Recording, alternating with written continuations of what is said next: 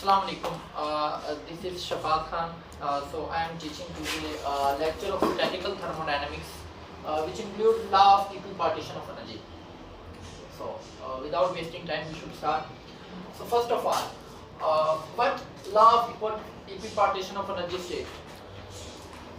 First we have to define the law of equipartition of energy, and then we will discuss how to prove it.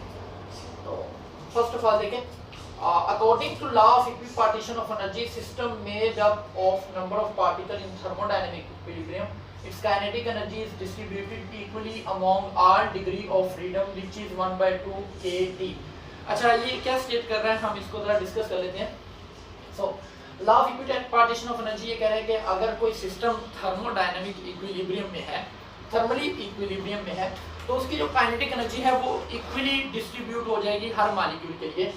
Degree of freedom का मतलब यहाँ पे हम discuss कर रहे हैं कि बेसिकली हर मॉलिक्यूल के लिए जो स्पेसिफिक किसी मॉलिक्यूल किसी सिंगल मॉलिक्यूल की बात बता रहे हैं कि सिंगल मॉलिक्यूल के लिए क्या होगी काइनेटिक एनर्जी. तो काइनेटिक एनर्जी होगी 1/2 kT. मैं एक बार फिर रिपीट कर देता हूँ. Law of equipartition of energy ये स्टेट कर रहा है कि जब कोई सिस्टम थर्मली इक्विलिब्रियम में होगा तो हर जो भी पार्टिकल है वो एनर्जी जो डिस्ट्रीब्यूट करेगा, टोटल एनर्जी जो डिस्ट्रीब्यूट होगी, मीन एनर्जी जो डिस्ट्रीब्यूट करेगा हर एक पार्टिकल, जो एवरेज एनर्जी होगी हमारे पास, वो 1/2 kT होगी. और यहाँ पे K जो है वो बोल्ट्जमैन फोर्स को रिप्रेजेंट कर रहा है, जबकि T जो है वो टेम्परेचर को रिप्रेजेंट कर रहा है.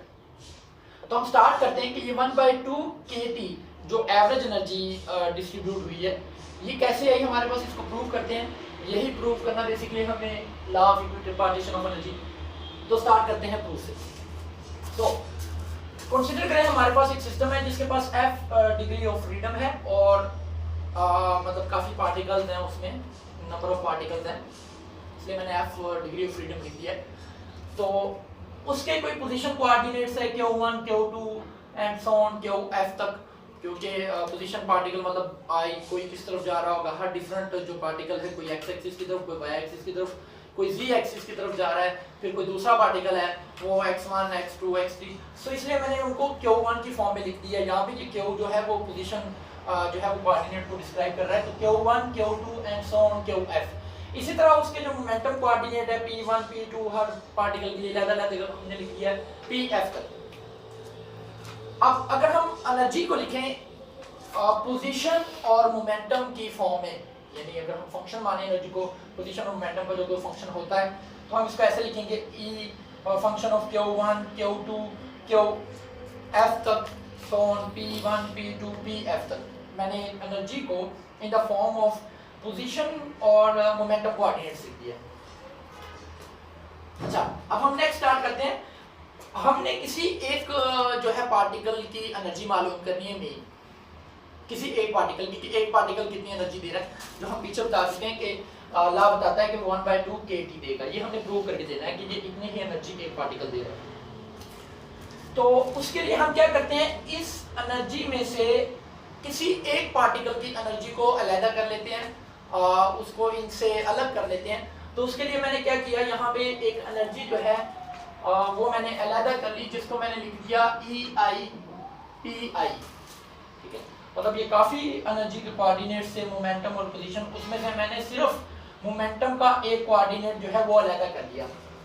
मोमेंटम का क्यों किया, पोजीशन का क्यों नहीं किया, क्योंकि बेसिकली जो एनर्जी होती है काइनेटिक एनर्जी आपने पढ़ा होगा 1/2 mv².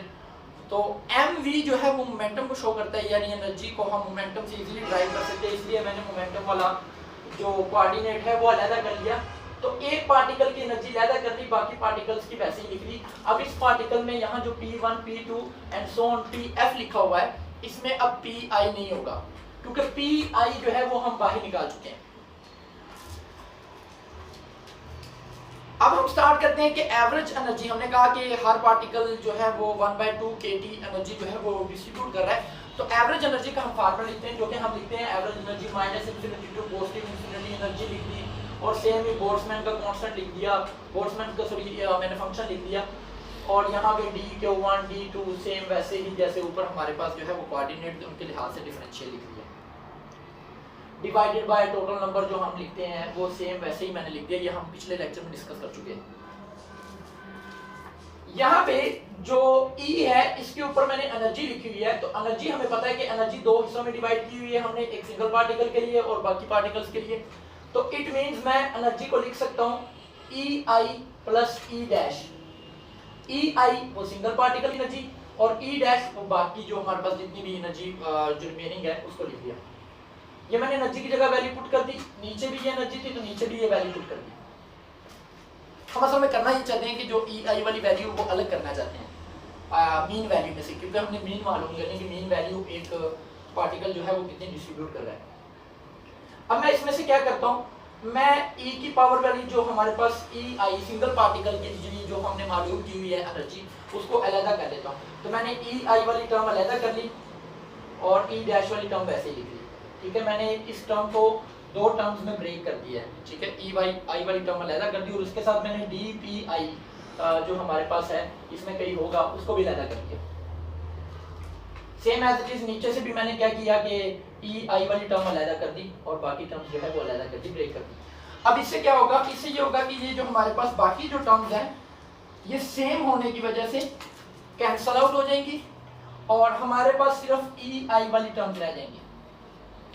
लेक्चर थोड़ा लेंथी है तो हम इसको थोड़ा सा और डिस्क्राइब करेंगे। अभी हम उस फॉर्म में नहीं है लाइक कि हम प्रूव कर सके कि 1/2 kT के इक्वल है एनर्जी एवरेज। हमने इसी को प्रूव करना है कि ये 1/2 kT के इक्वल है। तो वो प्रूव करने से पहले मैं एनर्जी को मोमेंटम की फॉर्म में लिखने लगा हूँ। यहाँ पे जो E लिखा हुआ है, तो एनर्जी को मोमेंटम की फॉर्म में हम कैसे लिखेंगे उसकी बात करते हैं। एनर्जी को मोमेंटम की फॉर्म में कैसे लिखेंगे, तो देखें एनर्जी आपने पढ़ा हुआ है, जो एनर्जी है हमारे पास काइनेटिक एनर्जी होती है पार्टिकल्स की, वो होती है 1/2 mv²। हम मोमेंटम लाना चाहते हैं यहाँ पे, तो मोमेंटम mv होता है। तो मैं क्या करता हूँ, m से मल्टीप्लाई कर देता हूँ, m से डिवाइड कर देता हूँ। अब ये मोमेंटम का स्केल बन गया नीचे 2m, ये 2m क्योंकि एक कांस्टेंट क्वांटिटी है मास और 2, तो इसको मैंने कांस्टेंट 1/2m को जो है वो b लिख लिया। तो एनर्जी हमारे पास आ गई b²। मैं यहाँ पे ये वैल्यू पुट कर देता हूँ, एनर्जी की जगह मैंने वो वैल्यू पुट कर दी b²। जी, अब हमने जब E की वैल्यू पुट की वहाँ पे b², इसी तरह ये पावर में भी E था, वहाँ भी b² वैल्यू पुट कर दी, यहाँ पे भी E था तो b² जो है उसकी वैल्यू पुट कर दी। हमारे पास ये इक्वेशन आ गई थी जो एवरेज एनर्जी है किसी भी पार्टिकल की।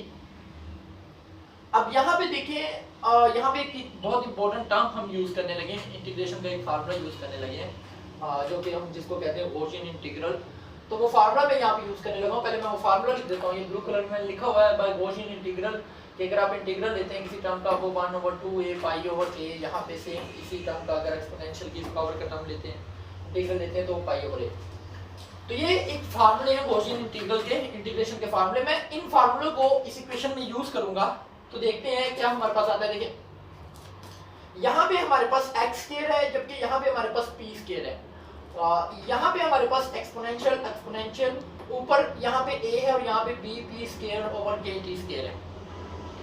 अगर मैं इसको कंपैरिजन करूं तो देखें 1/2a, इट मींस जो x² के साथ वैल्यू थी वो 1/2 के साथ आ गई। तो 1/2 जो p² के साथ वैल्यू है वो मैंने लिख दी। ठीक है, सेम इसको कंपेयर करते हुए यहाँ पे x² के साथ -a था तो a आ गया, यहाँ पे p² के साथ -b/kt है तो b/kt आ गया। ठीक है, बाकी π/a हमारे पास यहाँ पे b/kt आ रहा है। अगर इसको कंपैरिजन करते हैं आप एक्सपोनेंशियल की पावर को, सेम एज इट इज नीचे वाली वैल्यू को भी हम कंपेयर करेंगे। तो नीचे वाली वैल्यू में देखें यहाँ पर हमारे पास -a है, यहाँ पे -b/kt और x² जो है वो p² को रिप्रेजेंट कर रहा है। तो अगर हम इसको भी कंपेयर करें π/a तो π/b/kt, क्योंकि a की वैल्यू हमारे पास b/kt आ रही है। एक चीज असल में सिर्फ कंपेयर कर रहे हैं हमारे पास और वो है a, b/kt, यहाँ पे a बन रहा है और यहाँ पे -a लिखा हुआ है। जब मैंने कंपेयर करके एनर्जी में ये वैल्यू पुट की तो यहाँ से देखिए आपके पास ये टर्म और ये टर्म बिल्कुल सेम है, तो मैं इनको कैंसिल कर सकता हूँ। तो यहाँ से मैंने उनको कैंसिल कर दिया और मेरे पास बाकी जो टर्म रही वो रही b, 1 से मल्टीप्लाई वो b रह गया और 2b/kt वैसे लिख दिया। यहाँ पे देखिए जो b है वो b के साथ कैंसिल आउट हो जाता है और ये kt क्योंकि डिवाइड के नीचे एक और डिवाइड है तो ये ऊपर जाके मल्टीप्लाई हो जाएगा। तो ये हमारे पास kt आ गया 1/2 kt। स्टार्ट में हमने बताया था इक्विपार्टीशन एनर्जी की डेफिनेशन में कि जो एवरेज एनर्जी पार्टिकल डिस्ट्रीब्यूट करता है किसी भी सिस्टम में वो 1/2 kT होती है, जो कि हमने प्रूव कर दिया। ये हमारा प्रूफ था equal partition of energy. Hope so कि आपको इसकी समझ आ चुकी है और मैं उम्मीद रखता हूँ कि आप हमारे चैनल को जो है सब्सक्राइब करेंगे, साथ में लाइक करेंगे। तो इंशाल्लाह हम इससे अच्छी और बेहतरीन वीडियो बनाएंगे नेक्स्ट लेक्चर में। मैं कोशिश करूंगा कि सब बुक्स जो है BS के उन सब के जो है लेक्चर्स एक एक करके जो है गो थ्रू करके उनको अच्छी तरह से रिप्रेजेंट करके, इससे भी अच्छी तरह से रिप्रेजेंट करके जो है वो इसी चैनल में जो है वो सेव कर लूँ। इससे आपकी भी हेल्प होगी और इससे मेरी भी हेल्प होगी। Thank you.